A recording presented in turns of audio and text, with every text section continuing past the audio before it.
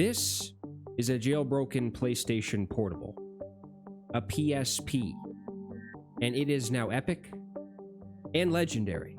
Hello, my name is just really a human being who likes to use handhelds now, and this was probably something that I didn't think I was going to ever maybe revisit, considering that I've probably enjoyed the PlayStation Vita more than I've enjoyed any handheld in my life. As I look at things that are around this old at this point, this is 20 years old. 20 years ago, almost to the day, I think, PSP became a thing, which is weird. Starting to question everything that's going on now, because when you revisit things that are kind of this old now, like Xbox 360 and everything like that, it feels like it just released maybe not even 3 years ago. It is still amazing. It still makes you feel like everything that's going on with it is still worth doing. It still looks... microphone, sorry. I actually went back and looked at what was very popular at the time in 2005 when this released. Tipsy from Jay Quan released a year before this. That song feels ancient. The very first time I played PlayStation Portable, I keep saying that, I should probably just cut it down and say PSP. The very first time I played this was actually last year. I did not own one when I was younger growing up, which is very sad. Although it's not really anyone's fault. Like when you're young, you can't really just go out and buy anything you want. You kind of have to just basically bug the hell out of your parents and hope they take you to the store and buy it for you. My parents basically told me to screw off when I did that. So not only was it my very first time playing PSP, like just actual games on PSP or anything, I actually did go through a jailbreaking process last year. First time I did things, I just don't know if I even really did it right or anything. It was just weird, and I don't even remember what the hell even happened. When you do something with this specific handheld, I mean, it might just be one specific reason? Like the chocolate? You might be jailbreaking the actual PlayStation Portable is because you might just want to play all the games on it without the actual physical media in your hand.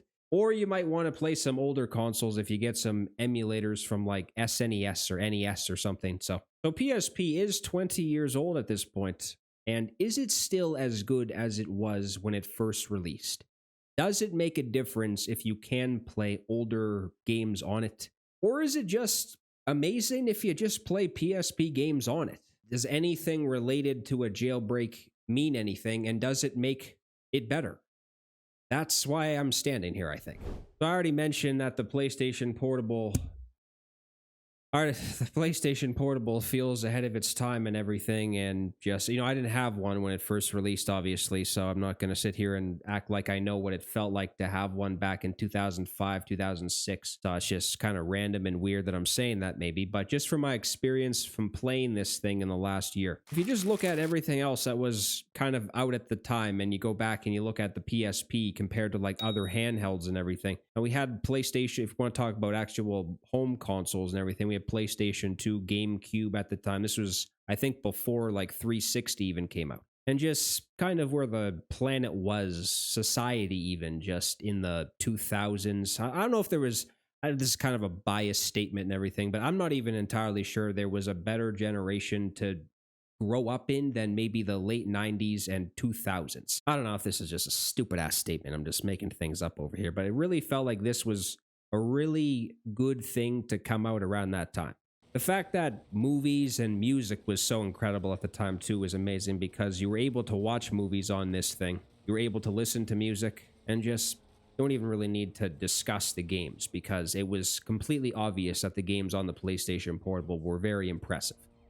To probably shut up and move on, because this is the main purpose of this video, is the fact that a modded PSP is really awesome to use. At this point in time in my life, I've probably jailbroken, I don't know, handful of consoles and handhelds at this point, and the PSP was probably one of the easiest. The Vita was not bad. I'm probably forgetting one maybe, but this is probably one of the easiest things to jailbreak. No question.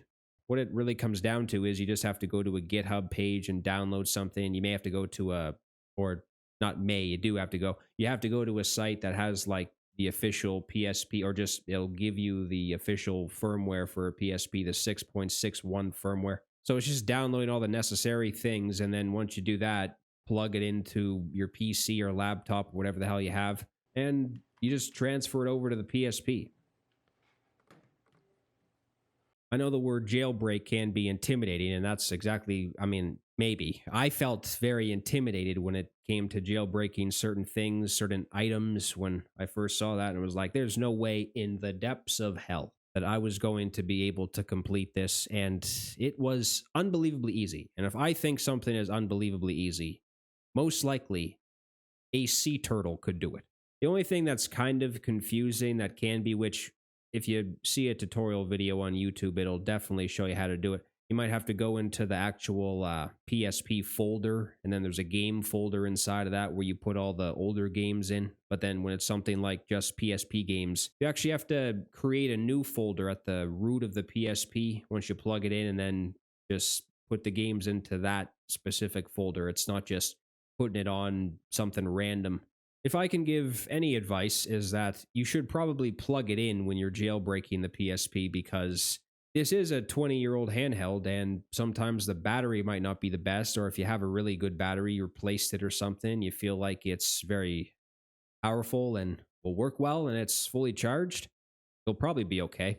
But if you have an older PSP and the battery is just garbage, just basically waiting to break and fold in half or melt in your PSP or something, then you should probably plug it in, because there are something like a pirate or something. It does have a couple of downloads you need to do. So it's not hard. I think that was basically the main point I was trying to make, is it's not even close to difficult to jailbreak a PSP, no matter which way you do it, I think. Now, it's probably the most important time to, or what? It's probably the most important issue of what I'm even talking about right now, if any of it has made any damn sense. Why jailbreak a PSP? Well, in my opinion, jailbreaking a PSP is really good because I think I already said this, but if you don't have a lot of PSP games, or you don't have any at all, like the actual physical UMD just sitting in a box somewhere, it's honestly really just amazing that you can have a PSP game without the physical UMD in your hand. Like, you can just get PSP games on the memory stick. You don't have to worry about actually having the physical game in your hand or anything like that. Now, it's obviously a lot, I was going to say worse, but not worse, is it's probably not the right word to use, but just the fact that it doesn't have two analog sticks like the Vita or something kind of holds this thing back. It's kind of a handheld where certain genres of video games are a lot better to play on it. Like, playing first-person shooters on a Vita is a nightmare. They are definitely not games you'd probably even want to attempt to play. I mean, you can. It's just, it really is a nightmare to play shooter games on this thing. But that's honestly all right, because I don't even think there was a game on this where I even really wanted to play that was a first-person shooter. Like, I'm not really playing PlayStation Portable for those specific games. Even games like GTA Chinatown Wars or something, where you have to maybe navigate using this thing, or just even racing games, you have to use this to steer and everything. It doesn't feel that bad, but some games definitely feel a lot better.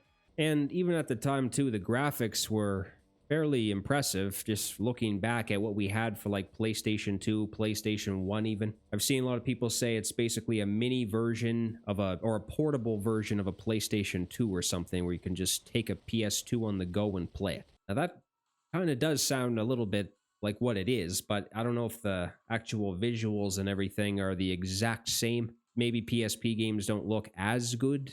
If it's really a big difference, it's not a big difference. That makes sense? It's not something where it's crazy noticeable to play a PlayStation Portable game that might be on PS2 as well and think this is terrible or something on PSP. Maybe that is a good comparison.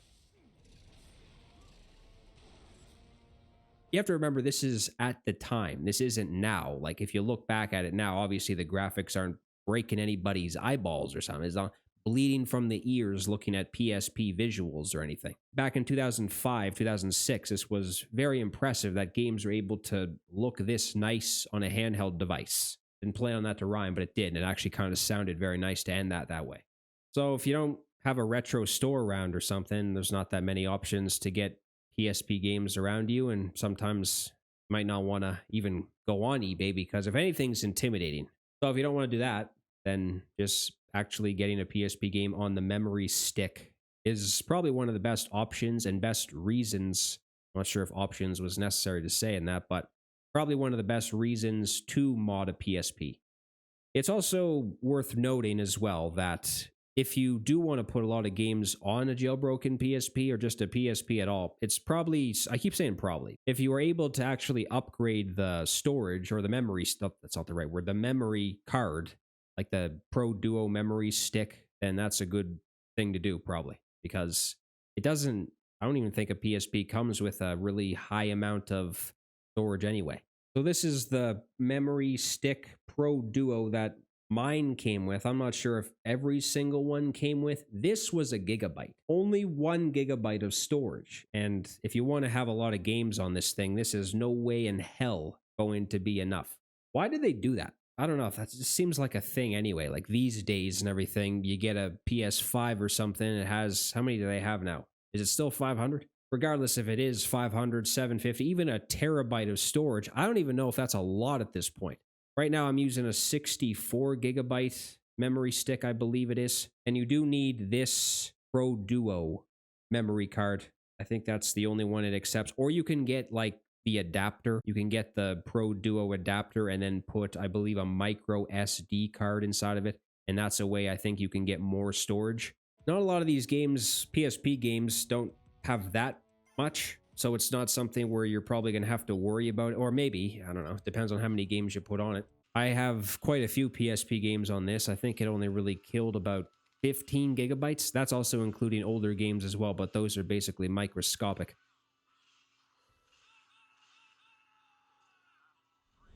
Now, I was trying to find the difference between the Infinity Jailbreak and the Arc 4, and I'm not really entirely sure I found many differences besides the fact that I don't even know if the Infinity can do this. It might even be able to. The Arc 4 Jailbreak, you can actually get region-free movies and everything, so if you're into watching movies, you can unlock any region, I believe, for watching movies. That's just an option. But these days, there's so many other options. You can just pull out your damn phone and watch a movie if you want to. There's really no need to watch movies on a PSP. Or maybe there is. I don't know. I don't know what the hell I'm talking about. But I just feel like that's really unnecessary at this point. I was mostly just intrigued with playing PlayStation 1 games on this. I mean, that's around my generation growing up, so I was very interested in playing games from this era. And the fact that they run quite well in this thing too. Like the performance with these older generations too. And the PSP feels like a handheld where this is nice to do it on. Like the Vita, I'm going to say the Vita probably a million times in this because I feel like the Vita is a superiorly, is that a word? Superiorly? I don't think so. When you do jailbreak a PS Vita and it gives you the option to play older games and everything, I personally don't know which handheld is better to play than the Vita when you play older games because I don't know. Sometimes like you can obviously play them on like your PC or something, but I honestly had a better time playing some older games. Older games? My voice is...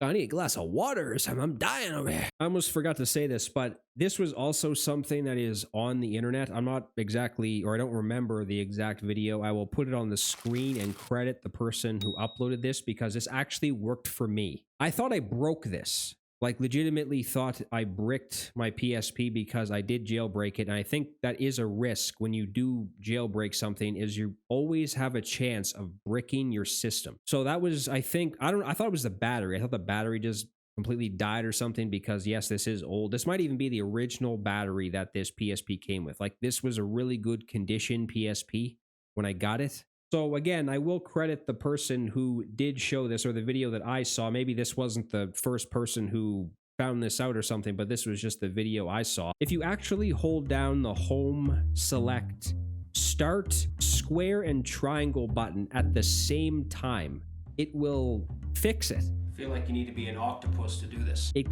would like, the power button would light up in orange. So it wasn't actually on or something. It was basically just kind of like flashing on the screen. And then I did that, didn't even think it would work. And then it just turned on again. I tried everything. I tried to take out the battery. I tried to, I did many things to try and fix this. And then all it took was just holding down a couple of buttons at the same time and then it worked. How the hell do people find this out?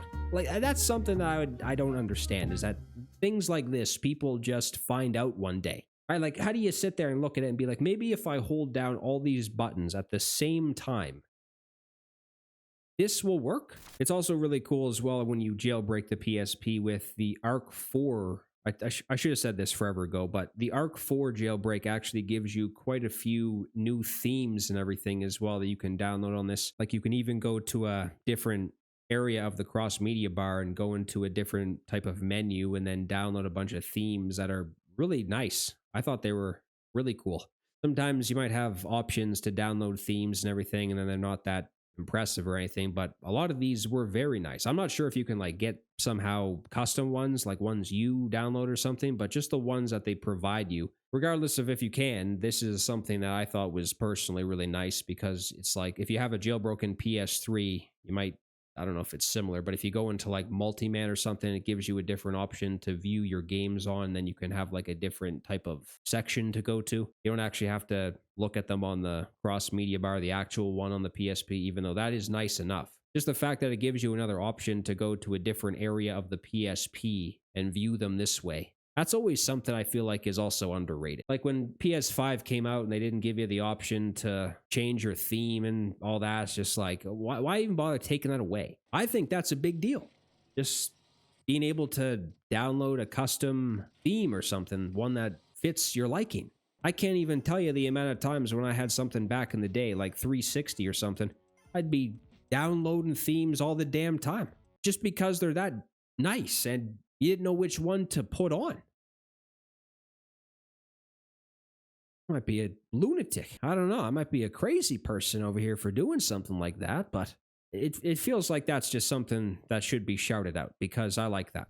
Having a PSP is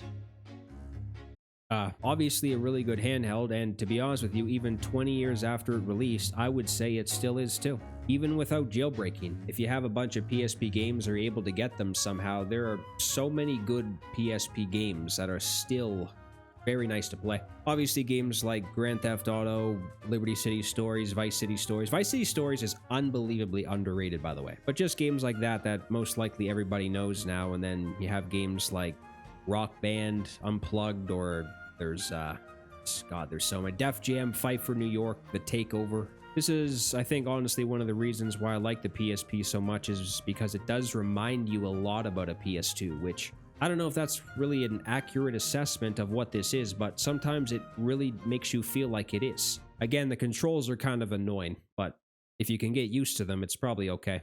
So even without a jailbroken PSP, it's still worth using. Even to this day, you can find out some PSP games that you may have never heard of before. I mean, like myself included, I had no idea that some of these games are even on PSP. And then I found out. What the hell was that game called? I don't know, I forget. There was a game I played that I didn't even realize was on PSP. It was a racing game. Whatever. But a jailbroken PSP is really nice. I said really nice in this a lot too. Probably say the same damn thing over and over again. But a jailbroken PSP is something that is definitely worth using still. There's so many options you can do with it. You can play older games. I don't know if this has changed or not, but N64 emulation on the PSP has been kind of dog water for the most part, I think. I was trying to look into that because that would also be another console that would be very interesting to play on this. Like imagine playing like Mario Kart from N64 and this Super Smash Bros or something. That'd be insane. But I think that's not really the best on PSP right now. Like PS1 games work very well, and even the games that I played from like SNES and Game Boy Color, they were really good too. So if you're ever just sitting around and you have a PSP just sitting in a box in your basement, you just forgot about it completely, you remember you have it, or if you just want to play PSP for the first time like I did, I just woke up one day and was like, you know what? I don't think I've ever played PSP before, and now I want to. Is a jailbroken PSP worth it? I think I said that. Did I say that? God damn it, move on. I said that, I think. It is worth it. I'm still trying to find something that isn't good from like 2000 to 2010. I'm looking. I've been looking forever. Not even just handhelds, like a cell phone or something, iPods, everything that had to do with technology was amazing. This may have been the best decade ever. That's the truth. And the PSP was involved in that.